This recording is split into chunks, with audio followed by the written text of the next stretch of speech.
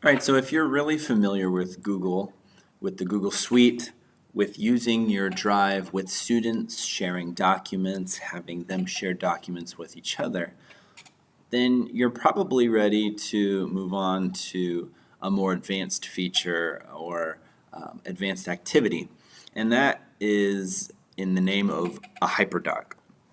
So you may have heard about Hyperdocs. Basically, what Hyperdocs are is they're interactive web quests. If you remember years and years ago when we didn't really have Google, teachers would create web quests. I actually have an example of that right here. Let me pull it up here. So this is a Word document, and this was for the Future City project that we did in 8th grade ISB. And what you'll see is there are links to various websites, and then there are questions or tasks for students to complete based on those websites. Now, it wasn't terribly easy or conducive to the process. It wasn't easy for students to share. If you wanted them to do something collaboratively, they'd have to be working on the same computer. Also, it was working with Microsoft Word can be kind of tricky. Enter Google. So a Google Hyperdoc is kind of neat in that every link is easily accessible. You can very easily link to websites, to videos. You can add images very easily. You can create spaces for students to add their own content. And then you can even start thinking about students creating their own Hyperdocs. So what we're going to do is we're going to talk through some examples of different Hyperdocs. I'm going to actually create a Hyperdoc, a very simplified Hyperdoc, using a Google slide. And then your task will be to think about a lesson that you already use or give or activities and shape those that lesson or those activities into a Hyperdoc. Now you may ask yourself, okay, what's the difference between creating a Hyperdoc for students to work through the process of a lesson and using something like a Canvas page or a module? To be honest, there's not a whole lot of difference. In fact, in some ways, building things in Canvas can be easier because you can embed video without having to just link to video. The same goes for recording audio. You can very easily record your voice in Canvas. The thing to remember, though, is that we don't want to get stagnant and stale with what we're doing and what students are working through. If you basically do the same thing over and over and over, then students aren't going to have that engagement and that wow factor. And so sometimes just varying it with something new and exciting like a Hyperdoc can add to that engagement. One nice thing about Hyperdocs is you can make it very aesthetically pleasing, and that also creates that engagement. So without further ado, we're going to look at some examples, and then I'm going to walk you through creating a Hyperdoc. So Hyperdocs can range from very basic to very elaborate. If you look on the web and you start searching for Hyperdocs, you're going to find a lot of resources. There's one particular resource by a group of teachers who have created the Hyperdocs basically go-to web portal, and they have a book. Their contention, though, is that their Hyperdocs should be an entire cycle of learning. So they have different cycles that they focus on. One of those cycles being the Engage, Explore, Explain, Apply, Share, Reflect, Extend cycle. So for their Hyperdocs, they've created lots of templates that follow this path. And then the teacher will just, based on the content that they are working through, add to the template. Here's one example of a Hyperdoc that was created that sort of follows that layout for an entire lesson plan. So first, students are going to be discovering pictures of the solar system. And then they're going to learn about the solar system by clicking this video. Now this video, you can see it says drive.google.com. So this video is actually something that they've added directly into their Google Drive, and they're linking to their Google Drive with a view-only shareable link. Most videos that you'll find or that you'll use that are embedded or added to a Hyperdoc will be YouTube videos. But this is absolutely an example of what you can do. Now they have a song that they're going to listen to. They're exploring information about the solar system. And then they have something new. This is a different website with an activity that goes along with the lesson. So again, she's taken an external website, a tool, and built it directly into the overall lesson with a link to it. Then she gives a place for students to add their notes or their ideas about things that they've discovered, details, or questions that they still have. Finally, they're going to show what they know. She's actually asking them to create a Google drawing and insert it into this box, share out with the Padlet, and then this is for teachers. So there are a lot of different components to this. But it doesn't have to be as difficult or as involved as this. A Hyperdoc could be a basic single slide. And when you share this with students, they would have the slide and they would have links and places to add their information. So this is something that I created really quickly, and we're actually going to create this together so I can show you that process. There's a video, a YouTube video. When they click this, it opens up a YouTube video on hurricanes. Then they're supposed to list 3 things they were impressed or surprised by from the video. And then finally, there's a discussion that I posted on Canvas that's linked directly into the Hyperdoc, where they're going to add some ideas of how they could assist people who are affected by hurricanes. So this is by no means an entire lesson plan with all of the elements.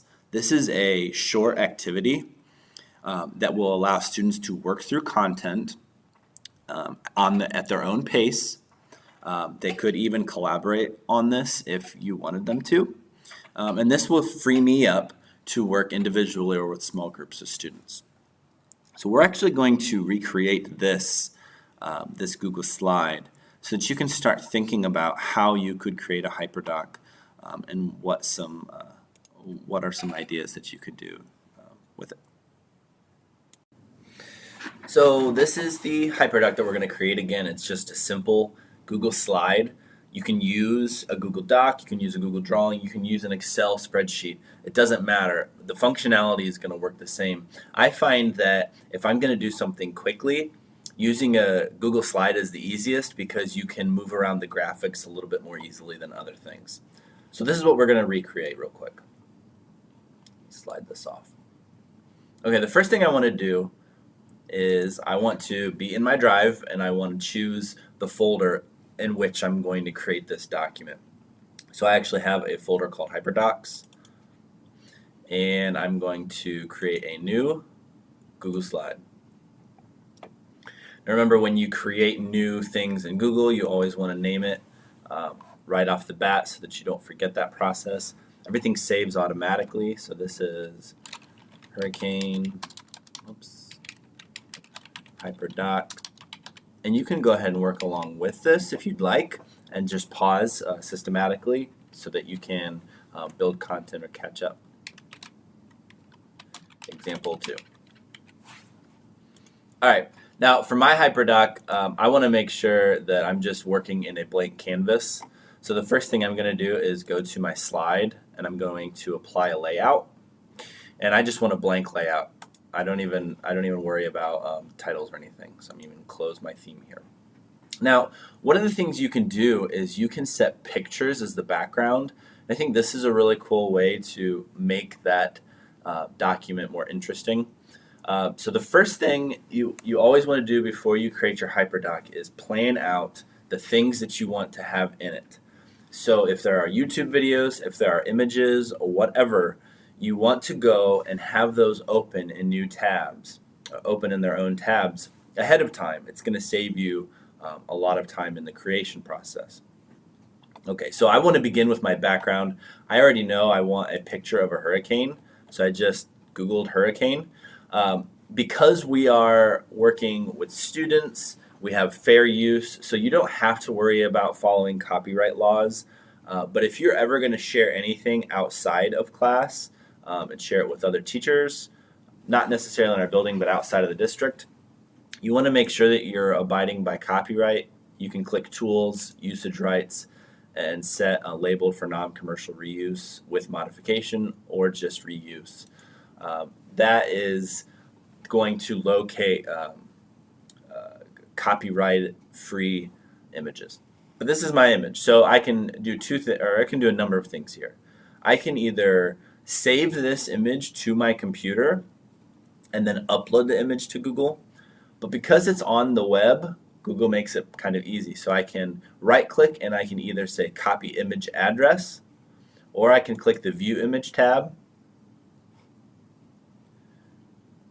And yep, that's fine. And then this is my URL. So I'm going to copy this URL, Control C. So now back in my Hyperdoc, I'm going to go to background, and I want to choose an image for my background. Now when you add images, you have a lot of different options. As I said, you could download to your computer or use an existing image and upload it. But you can also use the URL. So we found that on Google, so we're going to go to by URL and paste it in. There is a search functionality. You can essentially search Google within your slide or whatever document you're creating, but it doesn't work nearly as well as just doing a basic Google search with an external tab. So I'm going to click Select. I'm going to click Done. Now this is my background. It's not an image that I have to move around. It's just my background. So my next step is to add my title.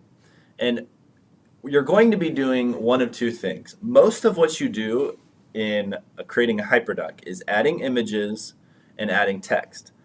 Adding the text will be a process of using text boxes. So I could use a text box and type it up here. Change my color because it's black on black. That doesn't work out. And then I could adjust my font and all of that. But another option that you can do here is you can insert what's called word art. For titles especially, that gives you more options and it gives you a little bit more ability to make it look nice, make it aesthetically pleasing for your kiddos. So my title is just Hurricanes. There's my word art. Again, I can move that around. Now, because it's word art, I can obviously make it whatever font I want. You can grab the corners and resize. Now, if you just grab a corner, the problem is that you can shrink and you can stretch and it messes it up. I'll press Control Z. If I hold Shift though, then it's going to resize my width and my height at the same time. So that's just a tip. So I'm holding Shift and I'm just resizing it. All right, now because it's word art, I can add border color to this, which is kind of nice. So I want to make a white border, 3 pixels, and then I actually want to make the fill color blue. So now you can see I'm making this more aesthetically pleasing. You can't add border color to a text inside a text box, so that's one of the reasons I do that. All right, now my next step is to add a text box for my first learning objective or my first task. So number 1, I'm going to have them watch. And sometimes it's kind of tricky to see, so I'm going to go ahead and change my color. Sorry. Watch this video about hurricanes. All right, now notice that I capitalized this video. I'm going to make this a link to the YouTube video. You want to make sure that you set the text out from everything else if you're going to be linking to something. So I have my YouTube video here. Again, I'm going to copy that URL. And now to add the URL in, this is the same with Canvas. If I press Control K, I can add the link right there. I click Apply, and now that link is live. But again, I like to make sure that this stands out, maybe even make this a different color. Right now it's teal. I'll make it even more teal. And then again, you can slide your text box around. All right, so they're going to watch the video, and then I want to know some information about what they thought about that video. So I'm actually going to set my second task up here, change my font. What are 3 things you were surprised, impressed by in the video? I'm just looking for their response. I'm looking for information about how well or how careful were they when they watched the video. Were they really paying attention? And were they impressed by anything? Okay, so I've asked them to list things or to give me information. So now I need to create a spot for them to add that information. So I'm going to create a new text box right underneath this. And here I'm going to actually fill the text box, and I'm going to make it a different color so that they know that's going to be a space where they're supposed to do something. And then a lot of times I'll do something like type here. It just gives them that indication that they're going to be typing their information in this text box. And then my final piece, I have another task for them to complete. Now this one, because it's over black and over white, I need to think about how to make it visible and easily accessible to the kids. If I just typed black, it would lose some of the text there. If I just typed white, the clouds would make it hard to read. So I'm just going to actually make my text box a black background, change my font to white, and then type my 3. Open this discussion and add some ideas of how you can help those people affected by the recent hurricanes. Okay, so again, I'm going to direct them somewhere. I have this discussion. What I've done already is I've created a discussion on Canvas. I'm going to grab that URL, Control K, and paste it in. So one of the things I like about using Hyperdocs is that you can really go back and forth between all of your different tools. There's no reason why you can't be linking to things in Canvas or vice versa. We have the tools, and it's just a thinking process of how you can best use them and what tools are right for specific jobs. So that's my basic Hyperdoc. It's very simple. Now, in order to give this to the students, I could do a number of things. The first thing I could do is I could embed this directly into Canvas, and strand 2 of this page gives details on how to do that very easily with the external tool. The other thing I could do is I could just make this link available as a view only and put that on Canvas. And then when students click it, they will see the view only, but then they will make a copy. You can't see it right now, but there's a make right here, actually. They'll make their own copy. So then they will manipulate the document in their own copy, and then they will share that document with you. One thing that I always tell students anytime that they're creating things in Google Docs is to share with me. And I would have folders that would be dedicated to specific classes and then specific assignments or specific lesson strands so that I could keep that organized. It does get a little bit cumbersome because you have to remember back in your Google Drive, all of that information will come to shared with me, but this can easily be dragged into whatever folder you need it to be dragged into. So I'd have many students share documents with me.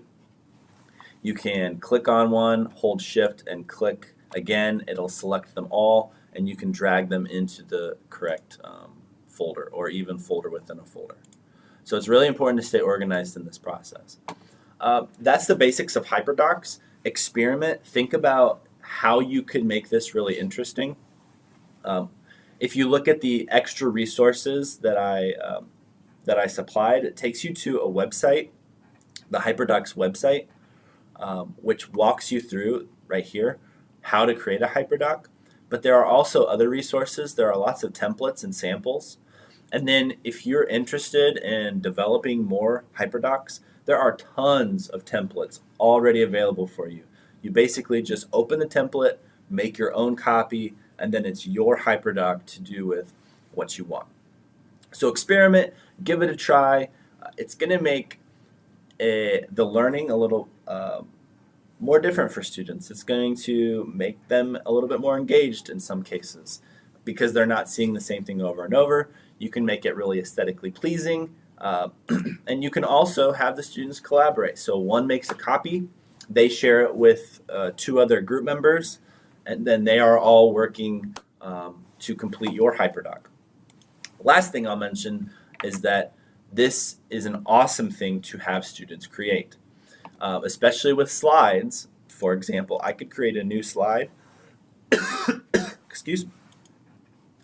In one of my links, I could easily highlight this and press Control K.